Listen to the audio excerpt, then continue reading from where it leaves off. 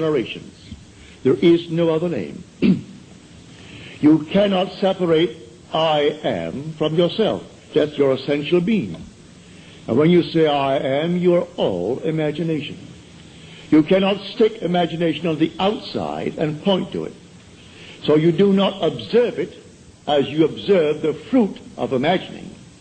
You do not observe imagination as you do objects in space, because you are the reality that is called imagination. This is what we teach here night after night.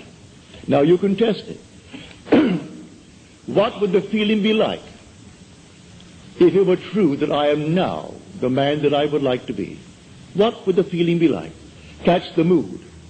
For the mood determines the fortunes of people rather than the fortunes determine the mood. Man puts it just the opposite. If I had $1 million, he said, oh, I would feel so good. Now, feel as you would if you had it.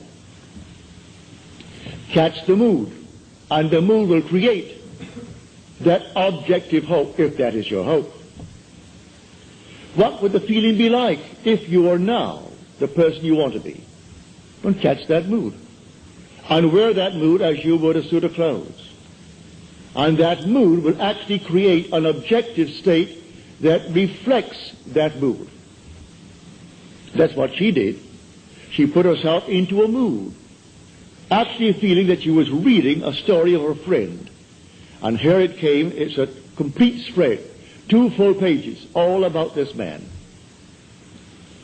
And then a little news bulletin on the radio, and then confirmation from him, and a telephone call from his wife confirming the news bulletin, that they're all back on their job, and here now, as he said, for years, after 27 years, I walked through that plant, and I thought I'd go crazy. I wanted to climb the wall because of the noise.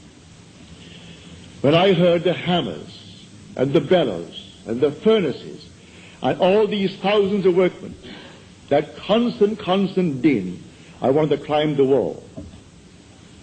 Now, after 4,000 were let out, my footsteps echoed through the entire area.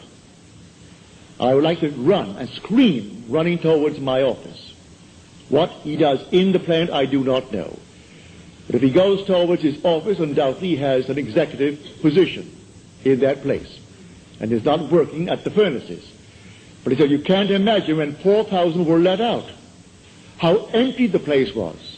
And everything simply echoed, and my footsteps seemed like some thunderous thing as I walked through that plant towards my office. And many a moment I wanted to simply jump up and start running. It seemed so empty. She said, all right, that's something. I will remember when. And she applied that technique. When your footsteps scared you and you wanted to run towards the office. Now it's the clacker all over again.